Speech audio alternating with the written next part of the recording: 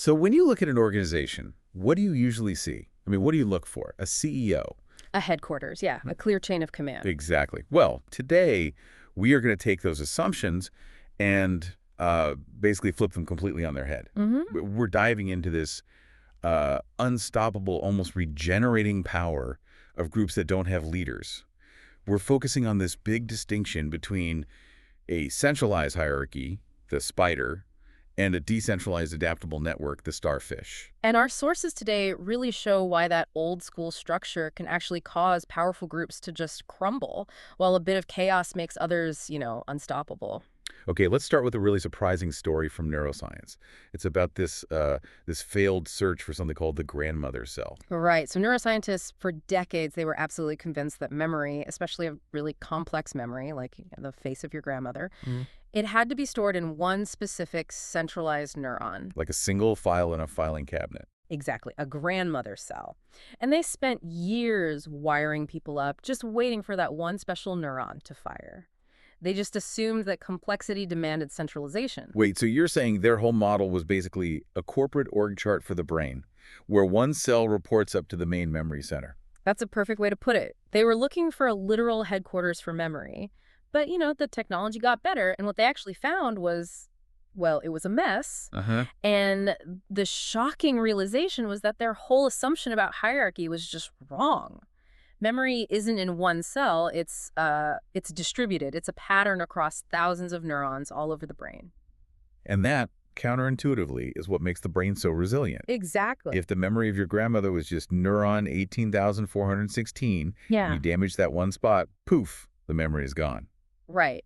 But because it's a distributed pattern, damage to one cell or even one area is often kind of irrelevant. The network just compensates, it regenerates. And that initial failed assumption that complexity must mean a top-down structure. That's exactly how we tend to look at organizations, right? In business, in the military. Absolutely. So our mission today is to give you the tools to recognize this distributed power structure, which is, it's actively disrupting everything from global trade to social movements. We're sort of revealing the hidden force behind groups from eBay to activist networks. Okay, so let's unpack this with the main analogy. The spider versus the starfish. Right. What does that actually mean for an organization? Well, the spider is the easy one. It's the centralized, what we'd call a coercive organization. It has a clear head, a hierarchy, a headquarters. And if you chop off the spider's head, it dies. It dies. That's your standard corporation, your government agency, your classic empire. The starfish, on the other hand, is the decentralized open system. It has no central command. Right. And the key is that its major organs are replicated in each arm. So if you cut off an arm, the animal, it just regenerates. And as the source material points out, in some varieties, like the Linkia, that severed arm can actually grow into a whole new, separate starfish. It's an incredible analogy, and history gives us this just brutal test case for how these two models interact. Yeah. The Spanish conquest. The centralized Spanish army was just devastatingly effective against the centralized Aztec and Inca empires. They focused on decapitation, right? They went for the leaders, Montezuma, Atahualpa, and the capitals, like Tenochtitlan. Exactly. And once the head was gone, the entire body just collapsed, sometimes in 2 years. Flawless execution. But those same Spanish forces, with the same tactics, failed for centuries against the Apaches. For centuries! Utter failure, because the Apaches were a textbook starfish. So why did this superior military force fail so spectacularly? Well, the Apache Nation didn't have a central capital. There was no Tenochtitlan to capture. They had spiritual leaders, Nantans, but they led by example, by persuasion, not by rank or force. So there was no head to cut off? No head to cut off. The whole Spanish strategy was useless. They'd capture a village only to find a new group had already formed miles away. And this gets to the first, and I think most terrifying, principle of decentralization if you're trying to fight it. Yeah. When you attack a decentralized organization, it tends to get even more open and decentralized. It doubles down. When the Spanish burned Apache villages, the Apaches didn't surrender. They just abandoned the idea of villages, went completely nomadic, and became an even harder target. That historical failure really shows a fundamental flaw in centralized thinking. So where did we see that exact same mistake play out in, say, the modern business world? Oh, the music industry's fight against file sharing. It is a perfect replay of the Spanish mistake. Right. MGM and the record labels, they successfully sued Napster into oblivion. They did. And it worked because Napster was centralized enough. It had a CEO, a central server, an office. They won that battle. But they lost the war, traumatically. Oh, absolutely. They beat the spider, but they didn't realize they were triggering the Hydra response, or, the starfish response. Every time they killed a P2P service, a more decentralized one just popped up in its place. And the problem of music piracy just got worse. So much worse. You saw that progression, right? Napster dies, and it's immediately followed by Kazaa. Then Kazaa Lite, which was even more decentralized because hackers stripped out the centralized ads, and then ultimately Emule. Emule is the really fascinating one. It's completely open source, maintained by volunteers all over the world. There is, and this is a quote, no owner, no Montezuma. Wow. It's so decentralized that industry insiders admitted they couldn't even figure out who started it, let alone who to sue. You just can't stop it. There's no central point of attack. This highlights such a critical bias we have. Yeah. It is so easy to mistake a starfish for a spider. Our brains are just wired to look for a leader. It reminds me of that story about the Netcom CEO in 1995 trying to get funding in Paris. Oh, that's a classic. The French investors kept asking the same question over and over. Who is the president of the internet? They needed a Cortez. Yeah. They needed a Montezuma. They just could not wrap their minds around the idea of moving forward without an authority figure. Right. They couldn't comprehend that this massive global system was designed to work without a CEO. And the Netcom CEO, he finally adjusted. He just said he was the president of the internet to move the meeting along. Which just shows you how hard it is for a centralized mind to grasp a decentralized concept. So to really understand a starfish, you have to ask different questions, not who's in charge. Exactly. You have to ask about the underlying structure. And the organization thrives on a few key elements, but two are just absolutely critical. And what are they? Because this isn't about org charts and process manuals. No, the structure relies on human elements. So first, circles and norms. Decentralized groups thrive in these non-hierarchical circles, like an AA meeting or an Apache group. They don't have top-down rules. Instead, they relied on these really strong self-enforced norms, like the confidentiality norm in AA or the community policing and editing that, ensures Wikipedia's quality. So consensus and community enforcement, they basically replace the CEO. Yeah. But if there's no CEO, how do these things even start? And that, I guess, leads to the second element, the catalyst. That's it. The starfish needs a catalyst, not a CEO. And the catalyst is the person who develops the idea, shares it, leads by example, but then, and this is the hardest part, they have to get out of the way. That is so counterintuitive. Every business school teaches you to stay and solidify control. I know. Think of it like the architect of a house versus someone who moves in. The catalyst is the architect. They have to leave so the community can actually own the structure. So the anonymous person who started Emule or Bill W for AA, they had to deliberately check their ego at the door. Yes. If the catalyst stays too long, the whole thing becomes centralized and vulnerable. The power, and maybe more importantly, the knowledge, has to stay distributed. Which brings us to knowledge at the edge. Centralized systems funnel knowledge up to the top, which can lead to disaster.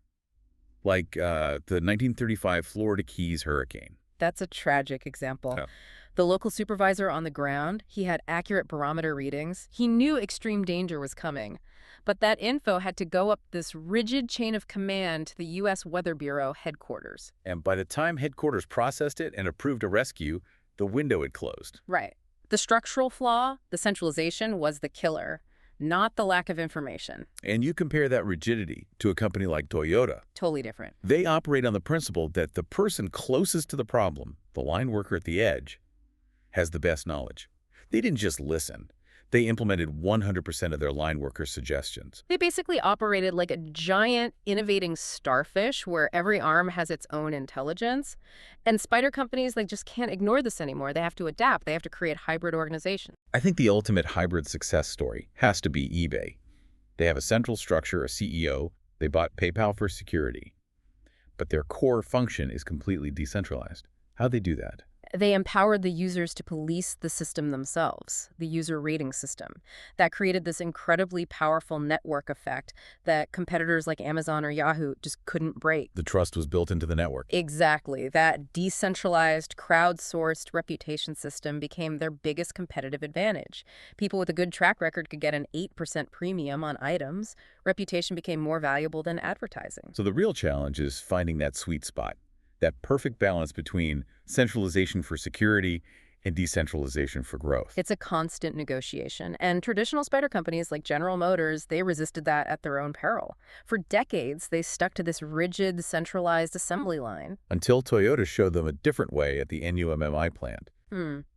By treating the assembly line teams like circles, giving them autonomy, focusing on their suggestions, Toyota just achieved dramatically superior quality and productivity.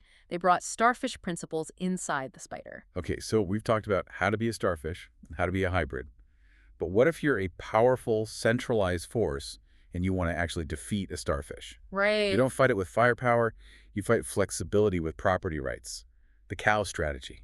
This is maybe the most shocking counter strategy because it's so subtle. The U.S. strategy that finally broke the Apaches was shockingly simple. They gave the Nantans, those spiritual, non-coercive leaders, cattle. Cattle. Why cattle? It's not like they stopped fighting because they were well fed. No, but the cattle represented a scarce material property, right? Before the cattle, a Nantan's power was symbolic. It was built on respect. They led by example. But once they were given cattle, their role changed overnight from a symbolic leader to a coercive resource allocator. They suddenly had to decide who got which cow. So the resource itself created scarcity and infighting. It introduced the very hierarchy the Apaches had resisted for centuries. Precisely. It created a centralized structure, turned them into a vulnerable spider, and the Americans could finally control them. The lesson is just profound. Introduce property rights, or paid positions, and you can turn a resilient starfish into a vulnerable spider. That explains why an organization like Alcoholics Anonymous is so fiercely resistant to centralizing funds or paying its leaders. They learned that lesson early. The introduction of money is the first step toward that centralization trap. The rules of the game have just fundamentally changed for everyone. So if we distill this whole deep dive down, what are the core new rules? Well, first, there are diseconomies of scale.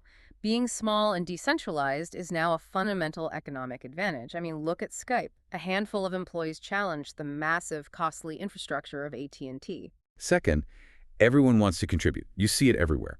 People will work for free editing Wikipedia, writing Amazon reviews, because there's an intrinsic value in sharing in community that paycheck doesn't always provide. And third, flatten or be flattened.